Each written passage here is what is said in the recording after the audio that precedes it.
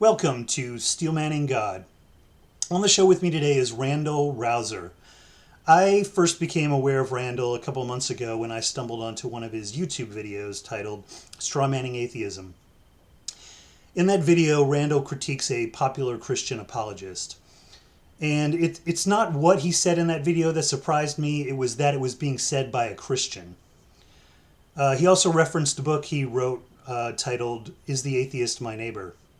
So I bought his book and read it and really enjoyed it. But it's no exaggeration to say that his book resonated with me like no Christian book has in a long time. So I reached out to Randal, and he graciously agreed to have this conversation with me.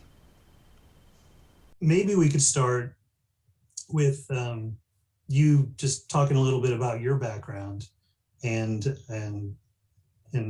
what brought you to where you are today and where you've come from. Okay, so the long answer would be I wrote a book called What's So Confusing About Grace that kind of goes into some of this at some length, but the shorter version, the non-260 page version, is that I was raised in a conservative, sometimes they say fundagelical, right? Conservative fundamentalist evangelical Pentecostal church in Canada. It's the Pentecostal Assemblies of Canada. And so we were raised dispensational. So there's a belief in the expectation of the imminent end of the world. And which, so will I live to see university or that kind of thing, like very sense of the imminent end of the world, very pessimistic, looking for signs of, you talk about the satanic panic. So looking for signs of the devil or revelation being fulfilled in our own day. That was sort of a lot of my background. And so getting some of the, in terms of the fundamentalist side of really pulling out of the popular culture and having your own subculture, including your own Christian music and so on. I was back and forth in these worlds because I was a very social person. I was president of my high school, hung out with all the different groups, but at the same time, until I would say probably grade 11 or 12, I still had this sort of fundamentalist inclinations in me as well. And so graduated high school, went off to university, Trinity Western University in Vancouver area, and did a bachelor's double major in English and religious studies, liked theology and religion. So I decided to keep going, went and did a master's degree at Regent College in Vancouver, got married and decided, like for a while I was thinking I might be a missionary, but by the time I finished my master's and wrote a master's thesis in the late 90s, I was like, no, I want to study more, become a professor.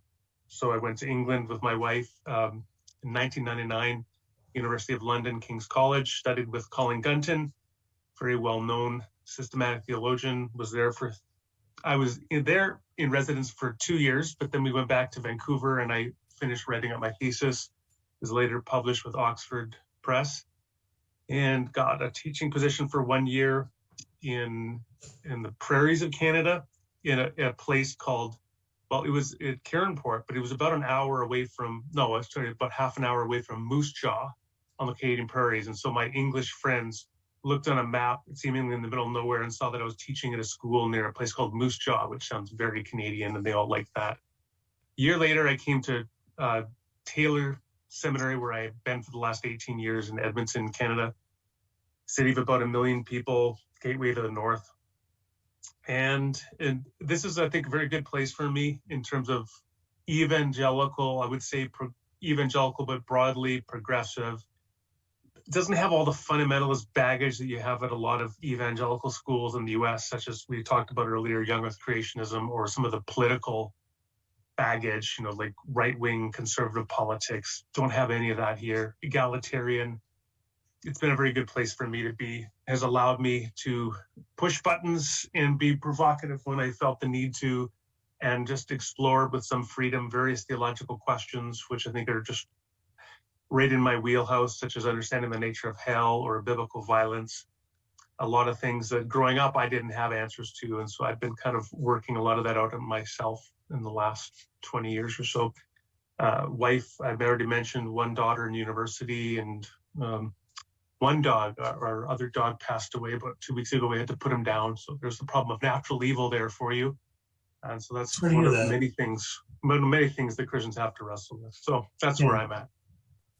Curious, in terms of being in Canada and looking at what goes on, like especially in, I mean, I obviously you have your own your own things you're dealing with in Canada these days, just like we have in the United States. I'm curious what some of your thoughts on the world and what's going on currently and in our recent history. I think in a sort of macro sense, democracy is under some degree of threat, and there's a fundamental tension between non-democratic systems like you have in Russia and China, North Korea, Iran, some other places that really want to push their understanding of reality. I think in the United States, the rise of Donald Trump was a watershed moment, actually. And you have, for example, this uprising of this truckers in Canada recently fighting against vaccine mandates. I mean, the kinds of things that 50 years ago would have been unthinkable when we were dealing with diseases like smallpox, rubella, measles, mumps, polio, where people accepted science, they accepted vaccines, and there was a sense of group responsibility to the common weal. And today, I think that's being eroded, and the sense of cohesion that unites us as societies is being eroded. And I think a lot of that is being promoted by non-democratic systems. So, and I think that one of the main catalysts for that is social media. And you mentioned earlier when we were chatting about how you're on social media, but not very often, not very frequently. And I think that's, for most of us, that's probably a good policy, because it does tend to put us in our own echo chambers. And then if people are not good at vetting the sources they're listening to, it's pretty easy to go off the rails with a very dissonant worldview. And so I think that we are in some ways in a perilous place right now in the world. Without sounding alarmist, it is at least concerning. I wonder, is there anyone else out there like you that's doing this? I mean, because it's taken me 13 years to find someone like yourself that is actually holding his Christian peers' feet to the fire, so to speak. Well, I think that people like Peter Enns, well-known, I know Peter, he's a well-known Bible scholar, and he's at Eastern University. And actually another guy that's there, Kent Sparks, I would both classify them in that way. Brian McLaren, I think Brian Zond. So I think there's a lot of people, Greg Boyd, where I think that they really, they welcome questions. They're not threatened by hard questions. They're willing to think outside the box, recognize when there's weaknesses in their views, to adapt and change. So, I mean, I think, and I think that they've actually, those are all fairly well-known people. They've all got fairly large audiences. But I do think that in our day and age, especially, there are a lot of people that want sort of just to be told what to think. I once wrote a book. The subtitle was Dialogue in a World of Loud Voices and Hardened Opinions. And that came out 11 years ago. Well, I think the world of loud voices and hardened opinions is even worse now than it was then. And that probably social media has a big thing to do with that. I had a debate recently with Aaron Ra, a well-known new atheist fellow. And I was talking to him about the concept of steel manning alternative views and how that's something I'm really committed to. And his response was, well, I don't know how I would steel man your view. Now, my response to him, which he didn't really like, but is like, if you are not able to steel man an opposing view, you probably don't understand it very well. Maybe you just understand a caricature of it. But it's the real challenge to enter in, to try to understand how somebody from another perspective sees the world. And then that can really transform you and your own understanding in the process as well. So I certainly think that's something I'm committed to. Yeah, there's a lot of us out there. We don't always get the attention, though. So I think you kind of start with the golden rule. And really, this is what I've been looking for. Because when I see what the majority of apologists say, I wonder, who are they trying to reach? Are they actually trying to reach the least and the lost, which I thought was you know, the idea behind the golden rule. So this is my conversations with my inner Christian. Yeah. So I don't really see that, and you know, you talk about Frank Turk, but I don't think he's the only one. I think, in fact, he would even say that he stands on the shoulders of others. I think it seems to me that it starts with William Lane Craig for most people that are Christians, at least in the public square. Well, I mean, I will say that you could do a lot worse than Bill Craig. Now, he's got weaknesses, I think. I mean, we all do. But I would say, as a general observation, in contrast to most professional apologists who make a living doing that and are not scholars, that Craig is a bona fide scholar par excellence. I mean, he's written a couple dozen at least academic level books with university presses, like top tier work in philosophy, in journals. He presents regularly at conferences. He's a very serious scholar and thinker. Now, he also operates within contexts that are often fundamentalist and very conservative evangelical. And I do think that there are aspects of him that I think I disagree with pretty strongly. And a few of them, one would be, he argues for an idea that I would call ultima facie understanding of justification for Christian belief. In other words, your confidence in the gospel is really unconnected with disconfirming evidence for it.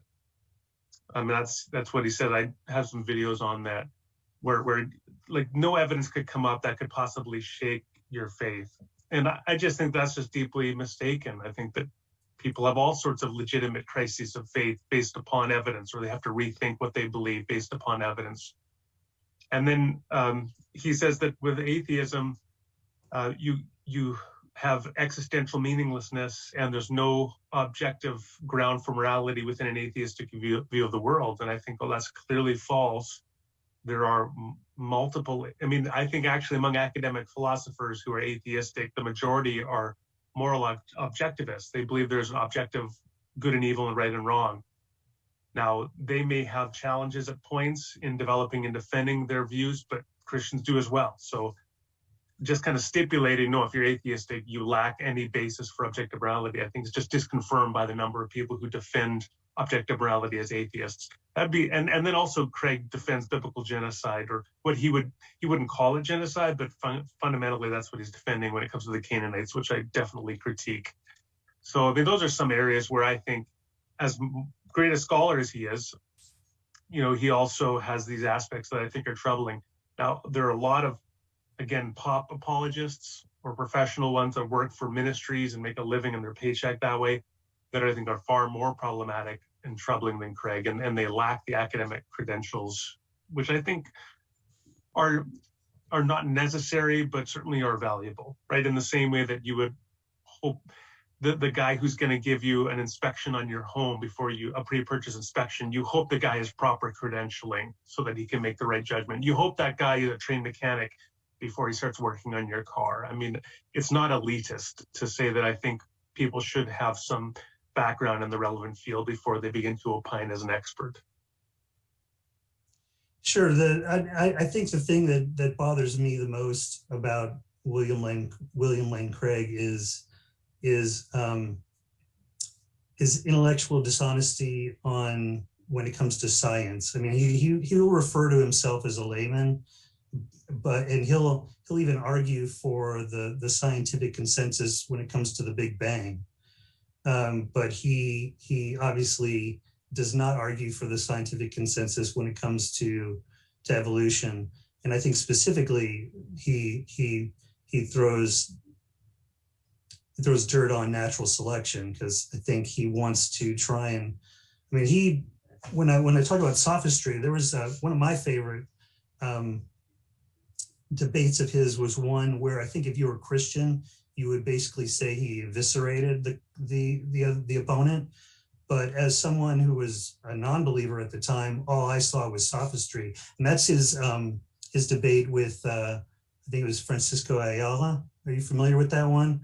Where he, it was basically the intelligent design argument, which was all the heated debate at the time. It amazes me that he can't yield to someone like Francis Collins or Kenneth Miller, who are great scientists in their field and could obviously partner with him to do great things, but rather he, just full out will go the route of and that entire debate. I think you could see why he's so good at what he does, because he is a really skilled debater, very well prepared, but he's aligned himself with the Discovery Institute and Michael Behe and Stephen Meyer and all of the pseudoscience that goes along with that. And I think a lot of I know it bothers me. It wasn't the biggest thing, but it was one of the biggest things that I had a problem with, because how can you argue for the resurrection of Jesus when and in such a way and want someone to accept that truth when you can't acknowledge the theory of evolution and the knowledge that the empirical knowledge that comes from that? Well, like in his book, In Quest of the Historical Atom, Bill Craig explores an evolutionary account of the historical atom and looks at placing atom, I think approximately 75 to 100,000 years ago in evolutionary history. So I think, if you'll pardon the pun, that Craig's views have evolved on that issue. And so I can respect that. I also honestly find myself a little bit torn when it comes to intelligent design, because I don't have any sympathy really for much of the Discovery Institute as quote unquote a think tank.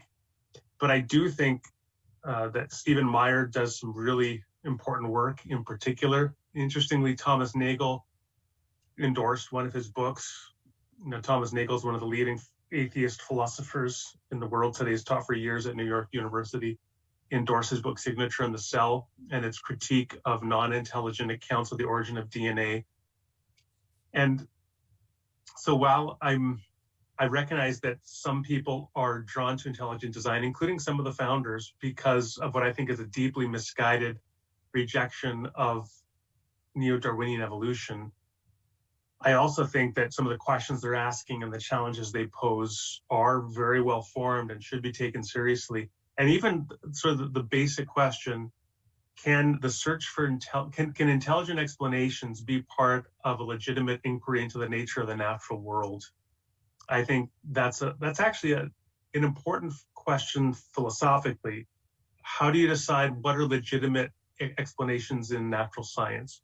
Are you limited to the range of explanations that are subsets of a combination of chance and or necessity? Or can you appeal to intelligent causal explanations when it comes to explaining aspects of natural processes or events in the world? And I think they make a decent argument that we cannot a priori close off appeal to intelligence if there is some legitimate reason to do so. So I'm sympathetic with that part, even though I kind of turn my nose up at a lot of this stuff. Like, for example, when intelligent design has gotten pulled into trying to get to be taught in the science classroom in schools because you can't teach creationism there anymore. That's the whole socio-political baggage that I just think we need to avoid. So, yeah. I get what you're saying, but I think that both Francis Collins and Kenneth Miller would push back on that, because science answers the how question, not necessarily the why question, whereas God or intelligence design or design in nature is something that cannot be falsified. So I think that's one of the biggest misconceptions. And it's hard for me it was one of the biggest things like that it's like, I'm not a scientist, although I I understand the scientific method because I'm a data analyst, so data science is kind of my trade. But it's hard for me to take serious intelligent design as a scientific as a scientific means of inquiry.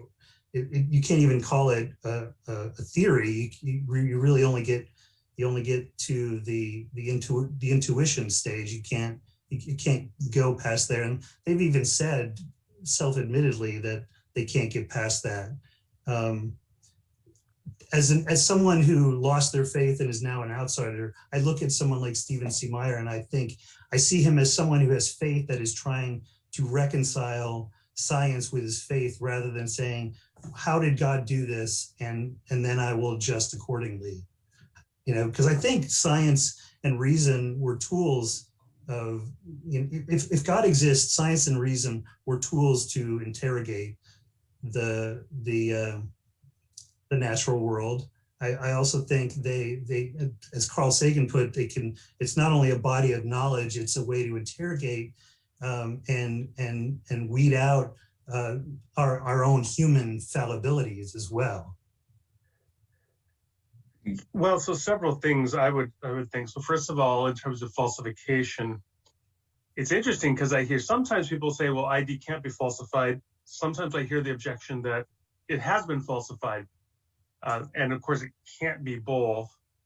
I do think that ID hypotheses can be falsified in the relevant sense. So for example, when Behe says a particular structure is irreducibly complex, like a bacterial flagellum, then if you come up with a sufficient model like co-option that could show how this could have developed through natural means, that really undercuts the justification to attribute it to design. And so unless you can reformulate the theory and show, no, actually it is irreducibly complex, you have essentially falsified that application of that hypothesis to that datum. So I do think it is falsifiable. I would also say that falsification is not the end-all be-all in scientific explanation. That was Karl Popper's theory as to what science is defined as, and there are other accounts, such as Imre Lakatos. So I'm not a scientist. I'm sure I know less about science than you do, but I know a little bit about philosophy of science, and so the philosophy of science is not wedded to Popperian falsification.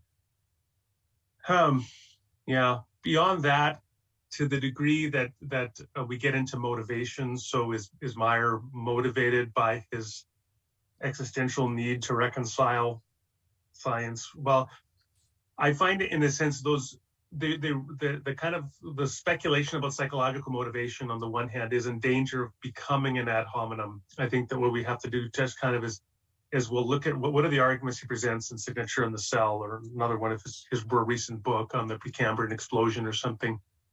The other thing is, I think that to some degree, like Baconian induction doesn't really describe the nature of science. The idea that we all come presuppositionless and just take in data points and then develop hypotheses without any prior background framework. I think we all have a background framework that we're committed to. Hopefully we revise it as the data does or does not accommodate to it. But we all do have a starting point, whether we're theists or whether we're Richard Dawkins or someone else. And that is going to form the way that we approach the data. So the fact that I see that in intelligent design theorists of itself wouldn't really bother me.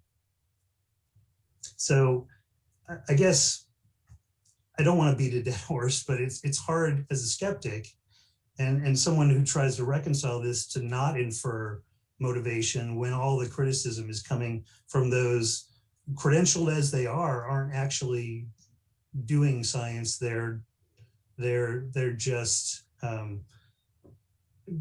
part of the public domain and adding to the noise.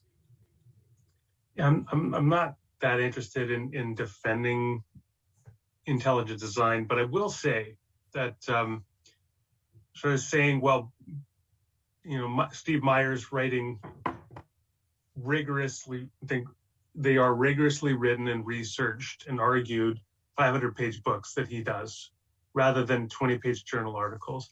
I don't think in and of itself, it's a fair criticism to say is he's not doing something legitimate that should form our understanding of nature, because it's not in the form of a journal article that's been subjected to that kind of peer review. It is subjected to peer review. The publishers he's publishing with are vetting what he says, just like I went through a peer review process at Oxford University Press, and they examine what I say, subject it to critical scrutiny. But I will say that when you're challenging paradigms, then very often a most effective way to do that is in long form, which comes by way of a book. That's why Darwin published Origin of Species, right? He wants to give the full sweep for another way of interpreting data and thinking about the natural world. So I don't think it'd be a legitimate criticism of Darwin that he published Origin of Species rather than a series of 15 journal articles. Now, you just have to take the strength of Origin of Species on its own merit. And churches are funding them. And to a large degree, I do think that Discovery Institute exists functionally to perpetuate a deeply flawed understanding of how the Bible relates to science, such that you have to defeat, quote unquote, evolution. And so while people used to focus on the Institute for Creation Research, now they funnel their money and support to Discovery Institute. And to say that it's less wrong, I think it's clearly less wrong than Institute of Creation Research. It's still wrong. It's not as bad as Ken Ham, but it's still bad to the degree that it perpetuates that. So I am troubled with that. I will say that I have a friend at the University of Alberta here in Edmonton, Dennis Lamoureux, and he's got 3 doctorates: dental science, evolutionary biology, and theology. And he's had a chair in religion and science for a couple decades, I think now, at St. Joseph's College, University of Alberta, written several books on this. His view on historical Adam is essentially an accommodationist view, that God accommodated to the ancient Near Eastern understanding of the origin of humanity in this creation narrative that appears in Genesis 1 and 2, but that we shouldn't think that we are committed to a historical Adam simply because God accommodated to the ancient Near Eastern understanding of nature in revealing himself in his will to ancient peoples. And I think generally that's a very wise view to take. And even if you're not committed to that view, just saying that view is fully consistent with the Apostles' Creed helps you to avoid all of this Discovery Institute and Institute of Creation Research and Ken Ham's Ark and all of this other stuff that people focus on, which gets them very far into the weeds where they shouldn't be, in my view.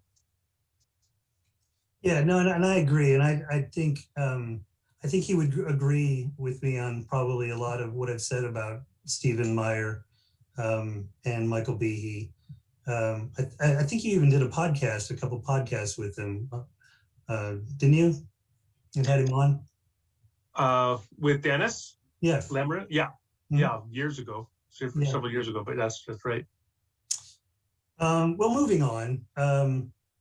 Want to talk a little bit, I mean, I guess we could, so the golden rule was kind of one of the big things. And then you talked about morality, but I guess I guess I wanted to talk a little bit about strawmanning and how apologists, I think, since they're all kind of sitting on William Lane Craig's shoulders, there's a lot of strawmanning going on as far as with atheism. So Turek's book was titled Stealing from God. And yeah, it's a metaphor in the idea that you're taking a concept, in this case, a concept of stealing, and now applying it to using, you're taking the metaphor of stealing. You're using that description as a metaphor to describe taking an idea that is not part of your worldview. And because you're taking it in a sense improperly, or it's invalid that you're taking it, he says it's stealing. And so that's meant to be an explanatory. It functions as an inflammatory metaphor to indict, to condemn morally atheists who are developing a worldview that Turek believes is illegitimate. And yeah, I don't remember the acronym CRIMES, except that it is an acronym describing the errors of doing this. And of course, it just kind of hammers home the immoral indictment of atheists for developing the worldview of atheism, of naturalism, or something like that. And I mean, it's it's just in terms of the golden rule, imagine condemning Christians, indicting Christians and their moral character when they simply want to think through rigorously the implications of their worldview and try to articulate it and defend it. There's nothing illegitimate about that. And if a Christian finds some truth in another worldview, well, they think, what's wrong with adapting that to their worldview and modifying their worldview accordingly? And so then by the same token, if a person is an atheist and wants to develop an atheistic naturalistic worldview or something, a humanistic worldview that is consistent with an atheist view of reality, by the same token, to demonize that by saying it's stealing is just illegitimate, and it poisons the well. Yeah, that was your next slide, and which kind of led into your book. You poison the well when you say the people who disagree with me that they're morally flawed, wrong, bankrupt. They're trying to do something evil.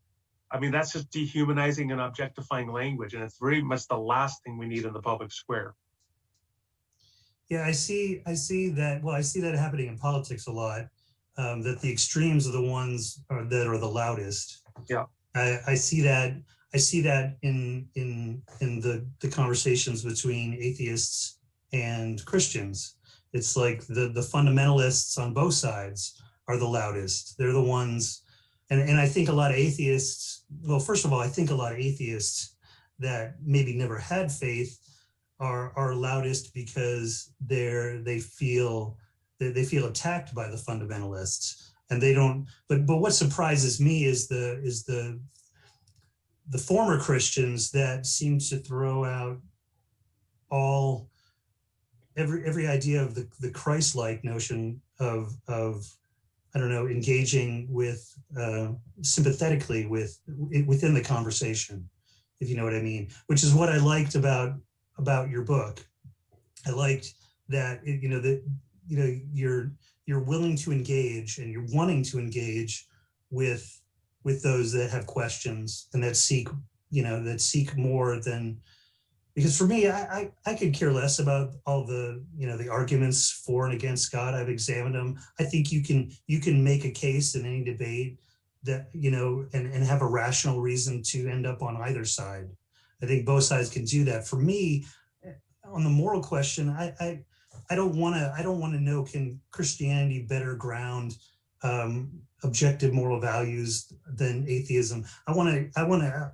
If I was going to have that conversation, I would want to say, you know what, I will concede that it could be God. And if that's the case, you're saying that I can still work with the same moral intuitions. So let's talk about that. Let's talk, I think these are some of the things that you've talked about with your latest book, Jesus Loved Canaanites. You're basically saying, let's just take our moral intuitions and attack the idea, without, because, you have the fundamentalists that say, well, God commanded genocide in the Bible. And then you have the other side that might try to reconcile that by saying, hey, if God commanded, genocide, then it's okay. And ignoring the moral intuitions of both the Christians and those that are trying to reconcile God. Before he died, the atheist philosopher Ronald Dworkin published a book called Religion Without God, where he took a view, and it's actually very similar to a Canadian atheist philosopher, J.L. Schellenberg, where each one of them has taken a view that there is some ultimate out there. And I think it'd be fair to say that ultimate is the source of certain things like objective moral values and perhaps moral obligation and just worth, existential worth or something out there. But they don't think it's personal. They're not theists by conventional definitions. So they're atheists, but they think that there is some absolute out there, which it could be something like the Platonic good in ancient Plato's philosophy. So that the ultimate nature of reality is not personal, but it's impersonal. But nonetheless, there's much there that's very consistent with theism. Now, the interesting thing is, these kinds of views have been around for a while. In fact, depending on how you understand a philosopher like Plotinus, 3rd century philosopher who described this ultimate real that exists and is the source of all other things, but is beyond being itself and beyond personhood. Maybe Plotinus could be understood in some definition as an atheist.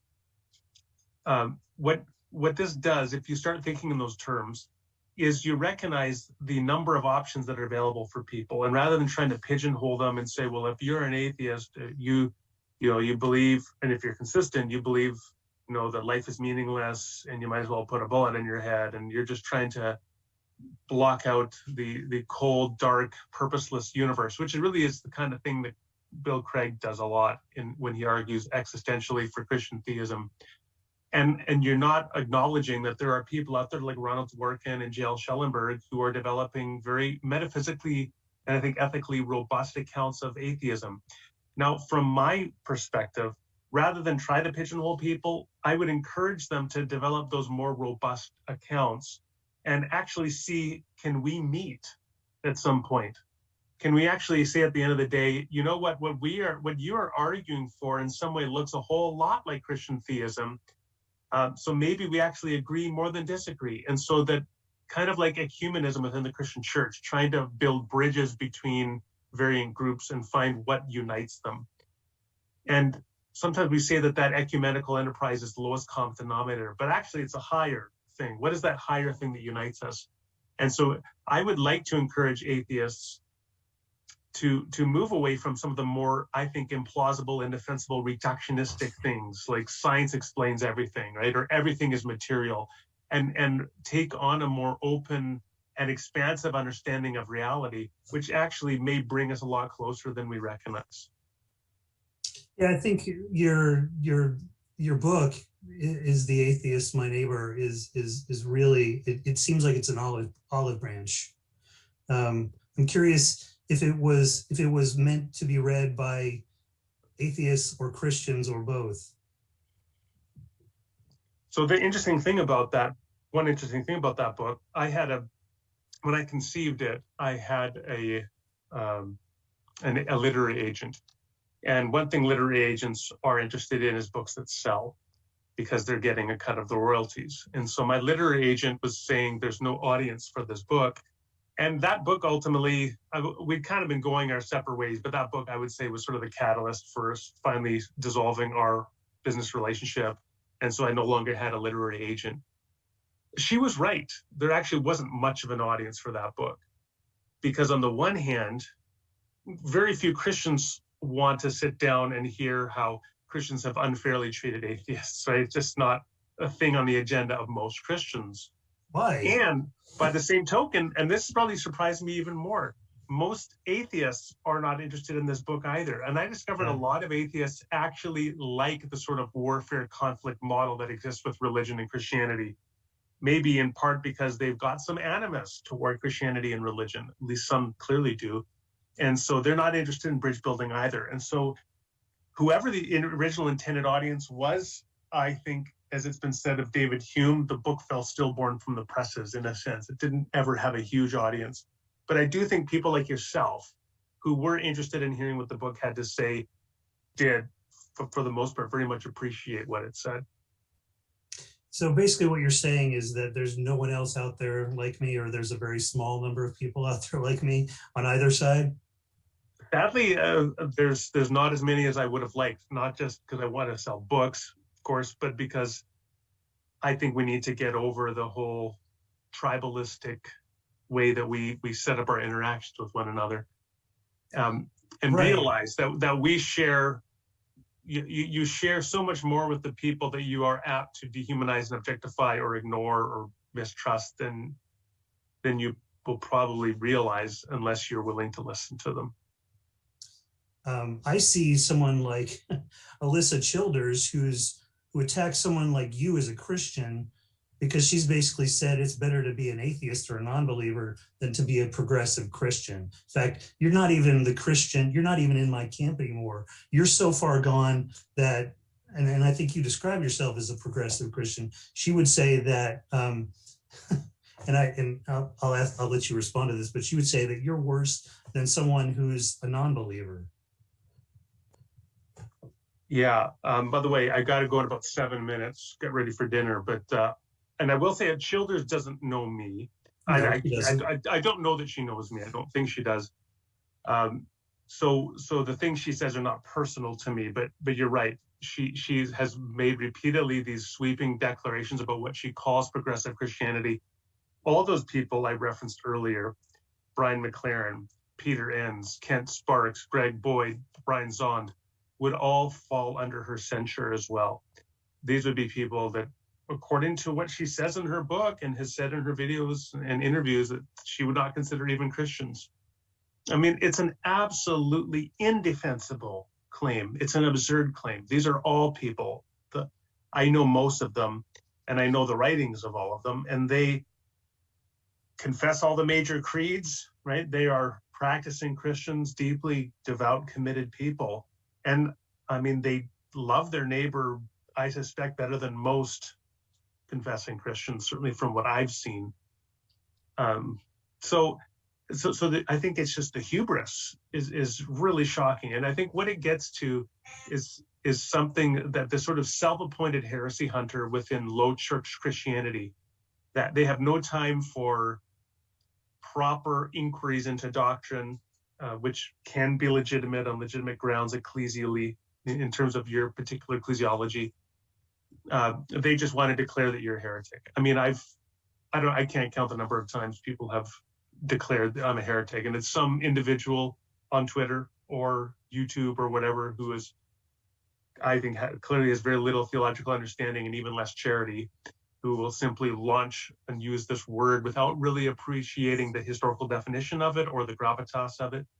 And I like to say, I mean, it's like accusing somebody of a crime, right? When you don't, you're like, yeah, I think so-and-so, he may be molesting children. I don't know, but I think he's a child molester, and just kind of throwing that out there.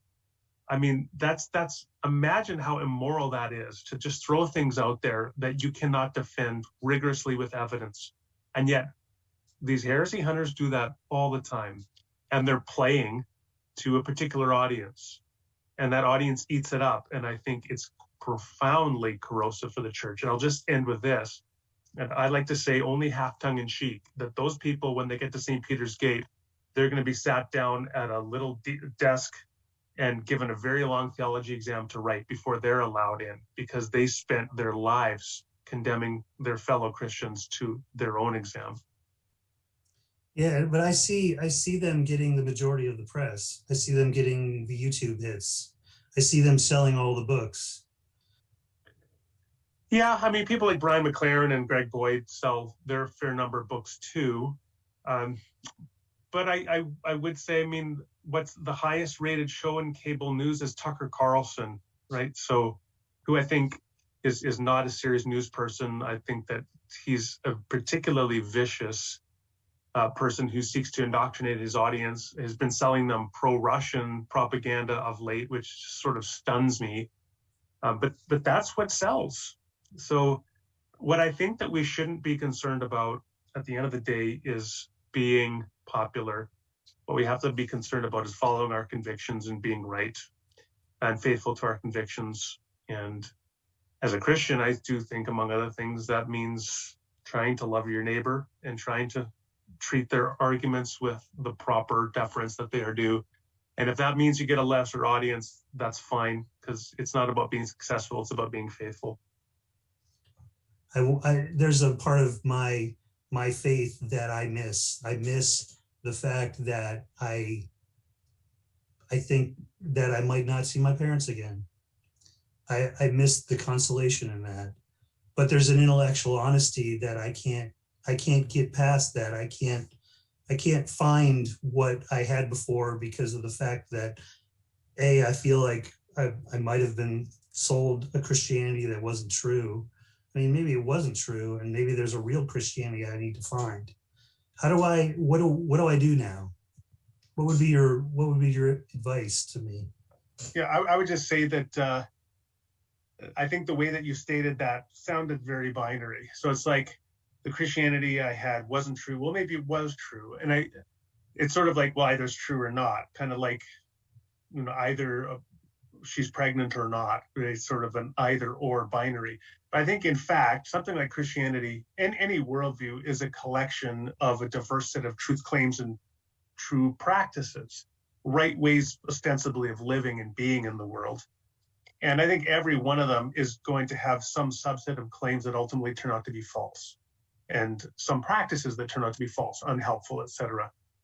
And that's true of all the socio-historical expressions of Christianity that you'll find down through time. Even if Christianity, quote unquote, as a religion is true, it doesn't mean that the historical expressions of it in time and place that we encounter are all true in all the details of their beliefs and practices. And so we have to sort of acclimate ourselves to the expectation that we're always going to be holding to a system that is to some degree in error and to some degree is in truth, and to try to increase the ratio of the true and decrease the ratio of the error as we go, rather than kind of the existential angst of either we got it all and it's all true or none of it is true. And so maybe just beginning there, and then we can begin to piecemeal evaluate the claims as we go and to try to figure out what's more likely to be true. Well, I can appreciate the criticism, the binary criticism, especially since I'm in IT. But you're right. I need to find a nuanced way. And when I say it in a binary way like that, it's more so in the sense that I know you got to go. It's more so in the sense that I think, and I think you've moved on from your fundamentalist past self, and you've evolved. And I like the fact that you were able to keep your faith. I admire that. I wish I had that. I miss that in a way, but it does come back to I need, beyond the urine I have. It's a heart and mind thing, and it's a process, I suppose.